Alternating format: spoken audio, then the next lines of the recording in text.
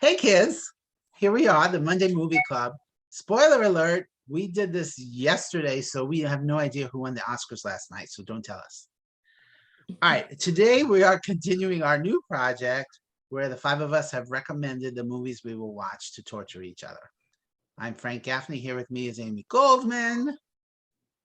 And Joel Fenster's here with a little Birdman cartoon behind him. Was he defending Scooby-Doo at this point in the show? Yes, it would have been an episode where he was defending Scooby-Doo. And what did Scooby-Doo do? That was Well, terrible. that I don't. It's been a while since right. I've seen the cartoon. I don't remember. And Mark Wotitzgartner had the same idea. It's a different Birdman. And Annie King, looking good this morning, Annie King. And joining us, a special guest who loves this movie, Janice May. And Ed Norton's package. Thank you.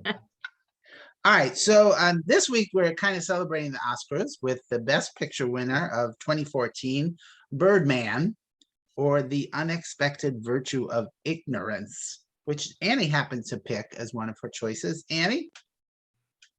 Why? Yes, I have nothing to say except that it was an Oscar film that I remember hearing but never saw.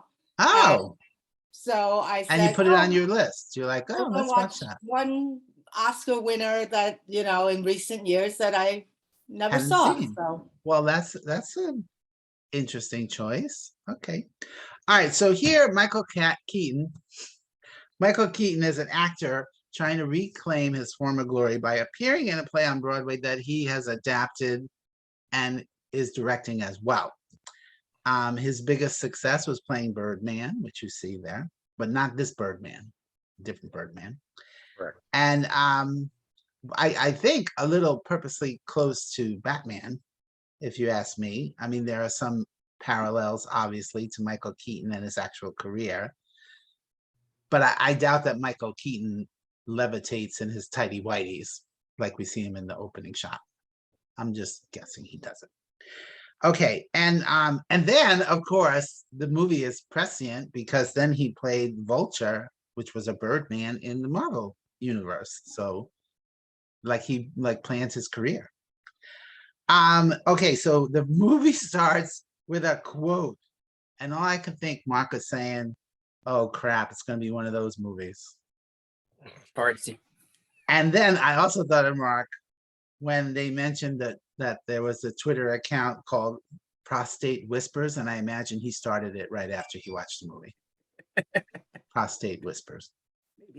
All right, so we see the meteor careening towards Earth, a little on the nose for us, because a little too on the nose there, Alejandro. And then we get the unexpected virtue of inner monologues.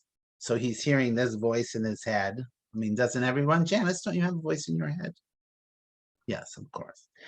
And then at one point, Naomi Watts says, somebody asked him, how do you know him? And she says, we share a vagina. It had me thinking all kinds of things. Like who gets it on Thursdays? I don't they sharing it. And this is what happens when the director, English is not his first language, because it should have been shared a vagina, because they don't currently share it. Everybody here with me on that? Yeah. How do you know okay, they so don't currently share it? I'm sorry? How do you know they don't currently share it? Maybe she said what she meant. Okay. Because she doesn't kick him out until later in the movie. She said, I want you out.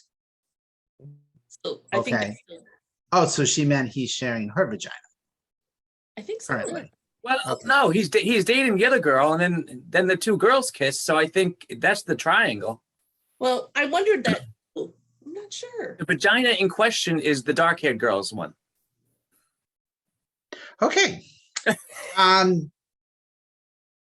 Oh, this was one of those annoying nitpicky things. I'm sorry, but in the scene when Michael Keaton shoots himself, the gun shoots towards the audience. The blood spurts that way, but somehow Naomi Watts and Ed Norton are completely have blood on them when they get off stage.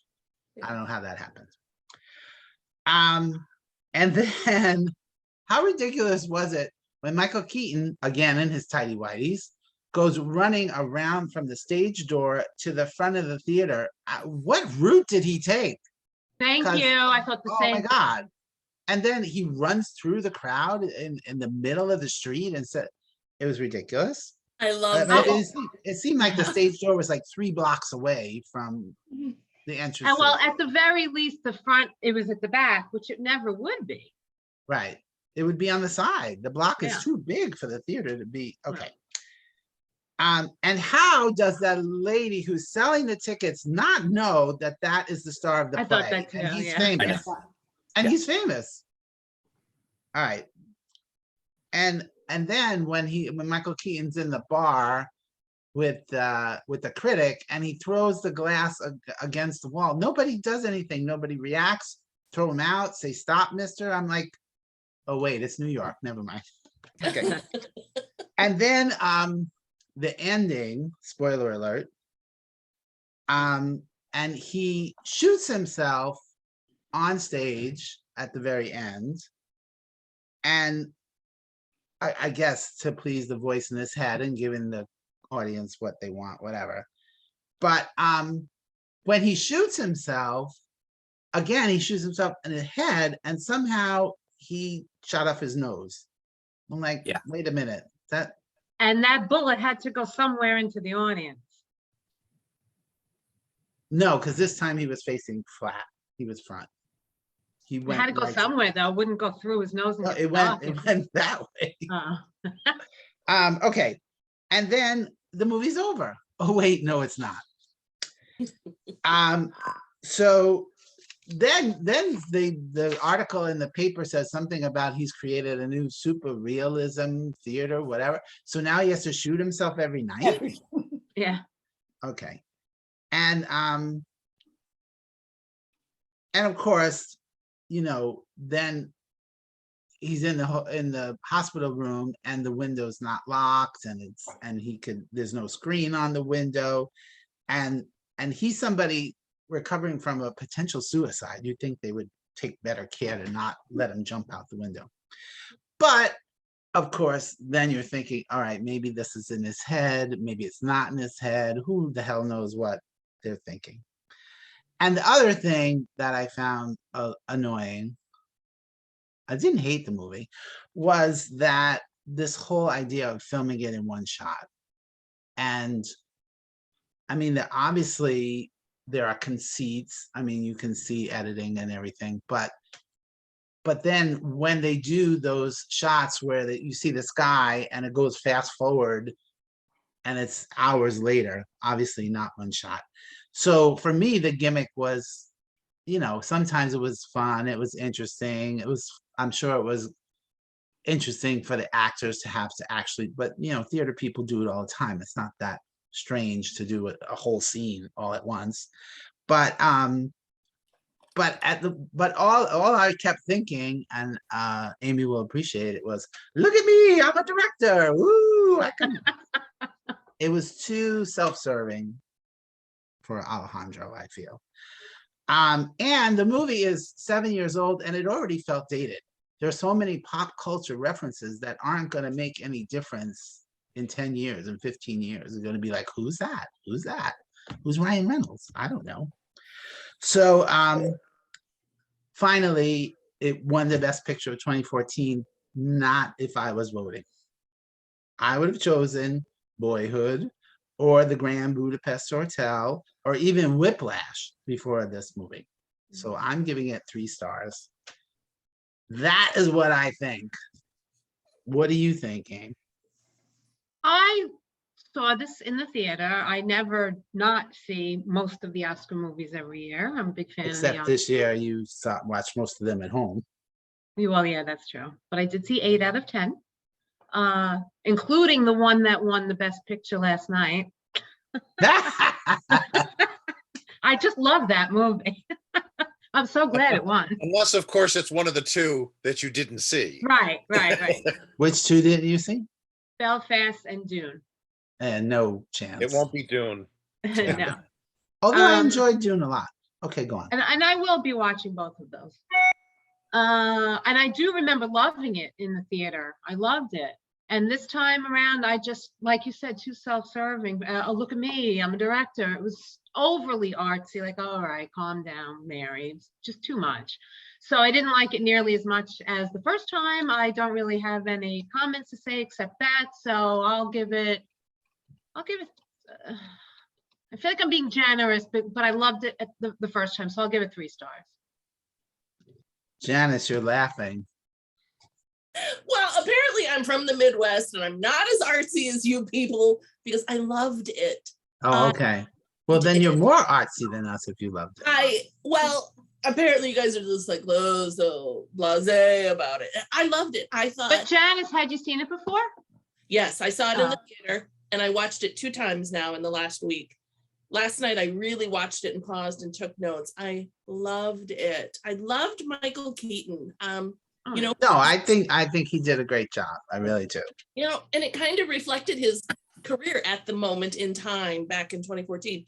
I mean, where did he go? He was so popular in the 80s, you know, Mr. Mom and Night Shift and, you know, what happened to him? And Batman, more importantly. Oh, and then Batman, and then all of a sudden quiet.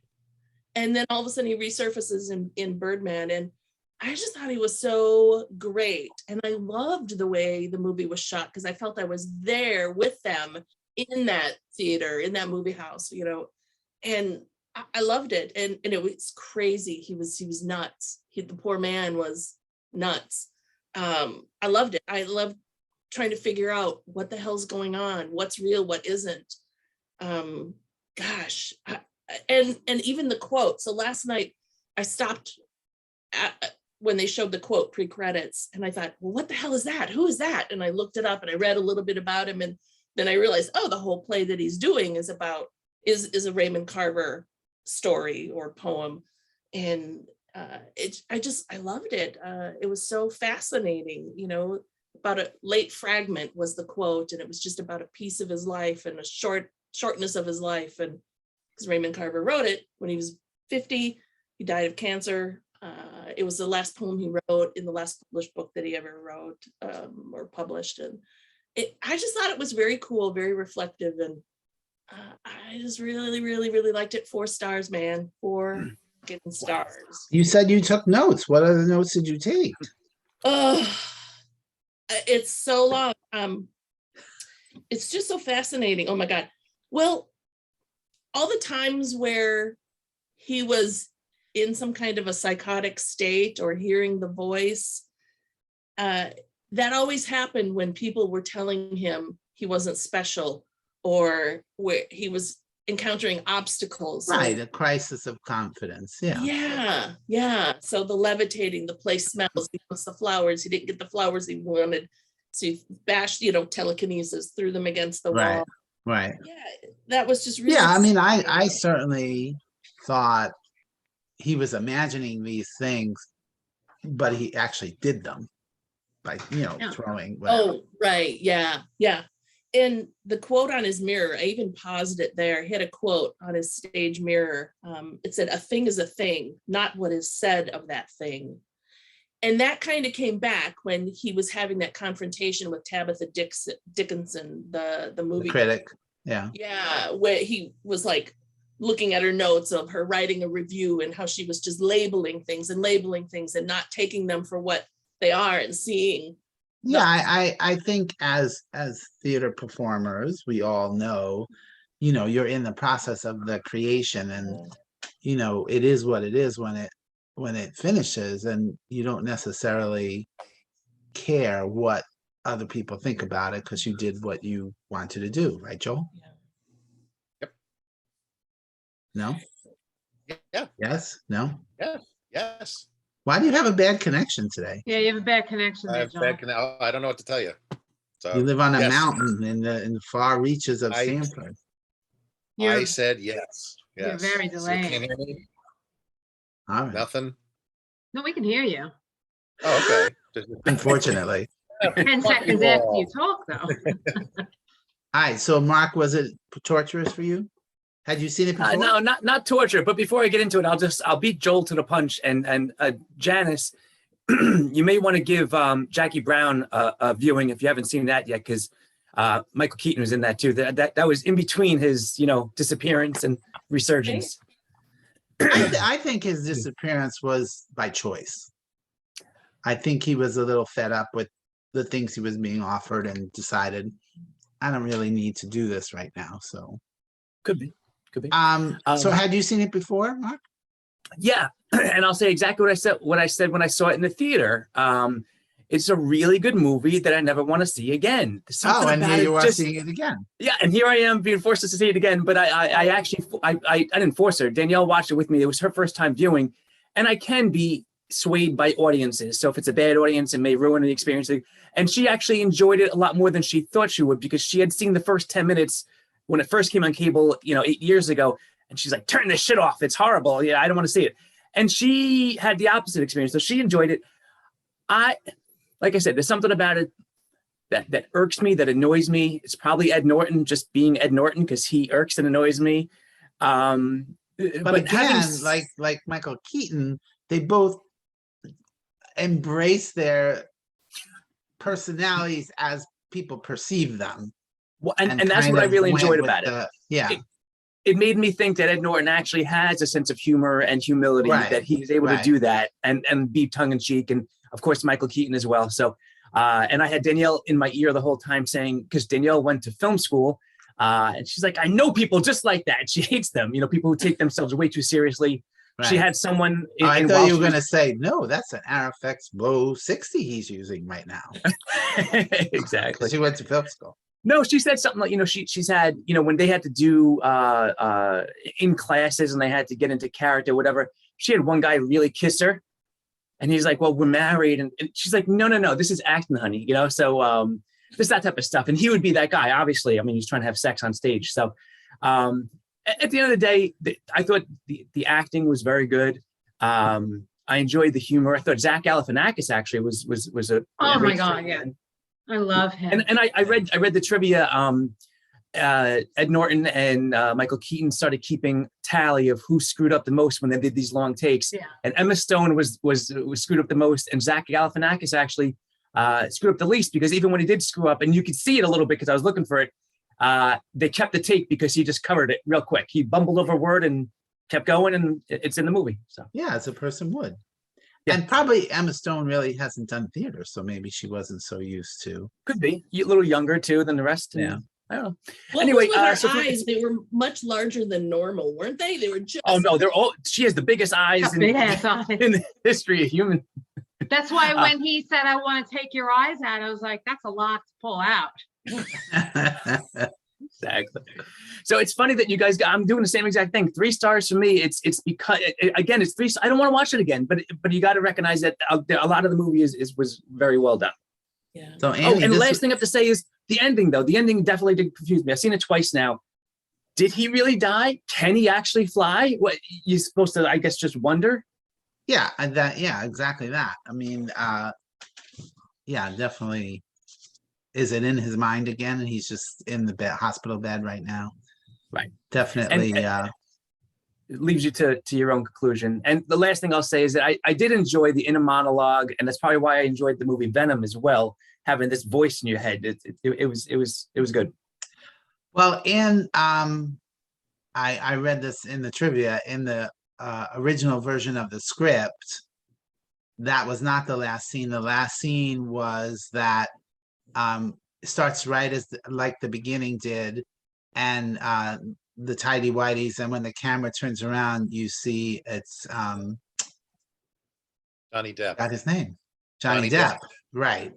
And so he goes to the mirror, and the whole thing starts over again. So it's like a cyclical, and the poster on the wall is him as Jack Sparrow trying to get away from that image. So it just all started over again, but he did not like that ending.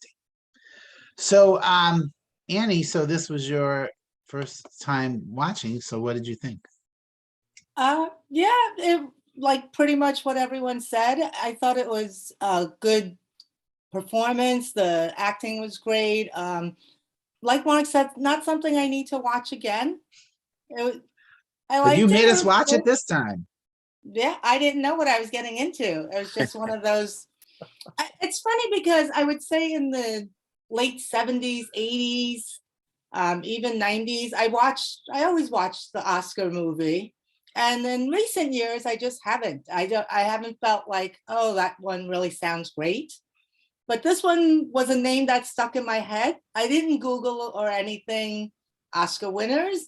I was just like, oh, there was that movie with Michael Keaton. So that was the one I picked. But I just haven't found anything really great lately that I haven't watched in the Oscar race. So so that was why I picked it, and not knowing, I had no idea what the movie was about at all. So now that you do know, Yeah, I don't see why I go watch movies. This is so much more fun because at least I can talk about it, because I just haven't found any worth watching really. so let's go back to Birdman. And so now that you've seen it, great performances, but ultimately, no. No, it's not my type of movie. It's maybe too artsy or too, it's not, I don't know, I like a movie that have definite beginning and endings where Yeah. I get everything. Anthony hated this movie because he's like, I don't like a question at the end of a movie. I want to know what happens. Yeah. All right. So what's your star rating? 3. 3. Okay. All right. Joel. So Joel, let's start Bring with it home for Janice, Joel. Joel. Let's start with if we can hear you and see you. And can you hear me? Hello? Hello? Can you hear me now? Can you hear me Is this now? thing on? Is this thing on? What I love about Joel's framing is it says as Joel Fenster. Yes, it does. Yeah, good point.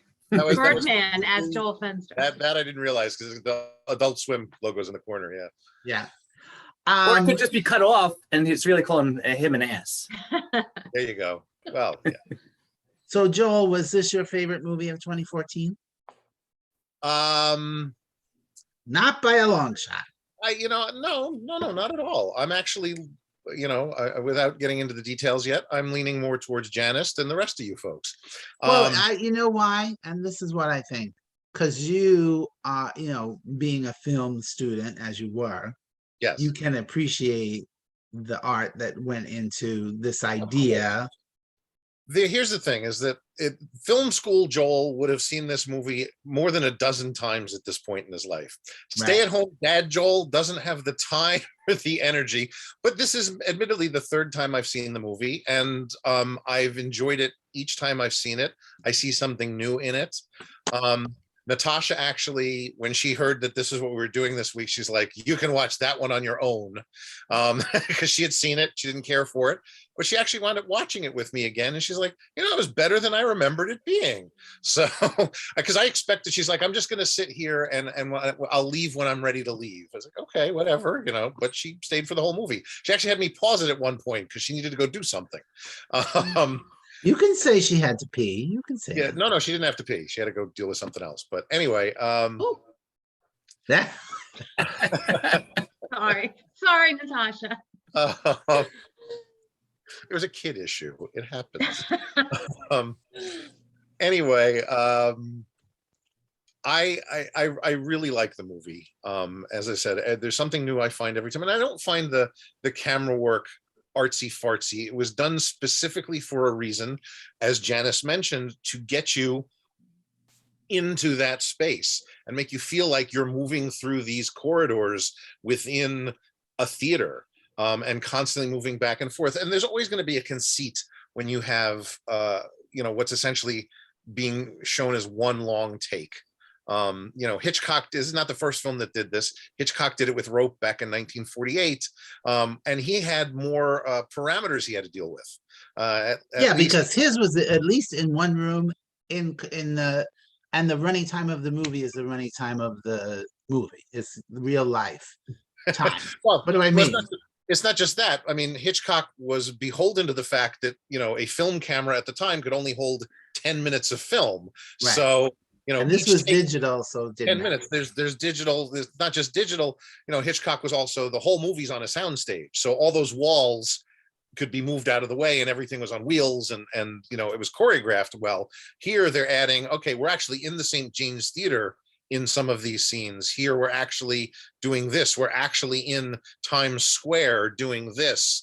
You know, how many takes can we really get of this? Yes, it's digital. We can go longer, but at the same time, how often can you do it? And I was reading that they did some shots were done 15, 20 times, you know, and they didn't get it until the very end, or the shot in Times Square where he's going around the theater. Right, Which, but that's the thing, Joel. It just becomes almost a detractor in that no, everybody has to get everything right that one time, and that's the take. Whether Emma Stone had a better line reading or Michael Keaton had a better line reading, you're stuck with that. So you can't make a better movie. You see what I'm saying? I understand that concern, but I don't think that was a problem here, because they did it until they got what they needed for each take. And I don't think that there are any, if you're saying that the acting is so brilliant, well, it's all captured right there Right, in each take. So they didn't screw that up. It didn't, you know, or it took them a while before they get it perfectly so that you're getting the final take in the film. On top of that, the editors were involved in making this film before they even got the footage in the editing room. Yeah, They of needed course. to be involved so that they knew exactly what was going on at every moment. So this Right. this is a monumental undertaking for everybody involved at every stage of production. So, you know, to me, Yeah. the fact that they pulled it off the way they did is kind of incredible. And I have no problems with any of the movement in the film, because it works to get where he wanted you to be within your head. This is an onion film. The more you see it, the more layers get peeled away, the more you realize what's really going on. I still think it was way too self-conscious a stunt. I think that's part of what it's supposed to be. I think Yeah. he's trying to comment on filmmaking at the time, theater at the time, acting at the time, pop culture at the time, how celebrity is treated at the time. I think that's all part of the movie. It's all different levels and layers that you peel back the more. Yeah, you all see of that could have been accomplished without the stunt. All I right, disagree. go on. I'm sorry. Go Anyway. ahead. No, I disagree. Anyway, I've got not much else to say. It's a great movie. I've enjoyed it each time I've seen it. I will see it again at some point. It's not going to run out and do it tomorrow. But you know, I'm not quite going to give it 4 stars, but I'll definitely give it 3.8. So. And you guys, weren't you fascinated by Michael Keaton's crisis? By that theme, the turmoil, his struggle, his confidence, you know. Yeah, no, I'm not doubting any of that. It was Did very you see compelling. it It was compelling, sure. in the character he was playing on that stage? Why That can't wig was horrendous. I know it was, I but think he'd get a the better character wig. was saying, "Why can't I be loved? I'm nobody," and it's Yeah. like that's really him. I'm sure that's how actors feel. I don't know that's how Michael Keaton feels, but it definitely, I'm sure that's how actors feel. And his daughter, "You're nobody, you're not special," and it's like that just cuts. And the reason why Michael Keaton or Riggin wanted to do the Raymond Carver play, he pulls out that cocktail napkin, and Carver had written, "Thanks for an honest performance," and geez, what Mike Shiner says just cuts. He was just dismisses this, and I mean, he did it for years. It was just. Yeah. It was fascinating. And the other thing, when his ex-wife comes to visit him, both times, the first time, I don't know, Michael Keaton just went somewhere and just started talking nonsense. He just couldn't even confront his own family life reality of what was going on and needing to mortgage the house for this play. And so he starts talking about, you know, Farrah Fawcett died on the same day as Michael Jackson, and I was on that plane and with George Clooney, and it was a lot of turbulence. He just started rambling, just nonsense. And the second time the ex-wife visited, he was just extremely calm. And then he confesses to her, confides in her, that on their anniversary, after he was caught cheating, he went out to Malibu and he tried to kill himself then. And I'm like, I just was really drawn in by his struggle and what he was doing and how the theme just kept coming up again and again. And I just thought that was really fascinating and it kept me. Well, But that I also- think, that name, it also kind of makes me feel like this movie was definitely, I can't think of the right word, but it's how so many people look at a celebrity or an actor who's a movie star and calls them the Hollywood elite, and they're Right. so disconnected, and they don't stop to think the majority of the Hollywood elite came from middle America, came from shitty backgrounds or normal Right. backgrounds like we all did, and hit big. And they didn't change who they are. They're still inside a regular Yeah. person like Yeah. us. they're not Doesn't mean anything. Kardashians. Yeah, right. No, Yeah. and I absolutely did find that all fascinating, but yeah, at the end of the day, not my favorite movie either. So thank you all. This was fun. So anybody have anything else? No, we're good. Okay, so next Monday we're actually going to discuss this year's Oscar winner. Which we all loved. It was really, really great. I put my hand over my mouth so then I could dub in what the title of the movie is later. I'll just dub it in tomorrow. No? All right. And that's it. We're done. Thank you. I'm Frank Gaffney. Watch a movie. Also with you.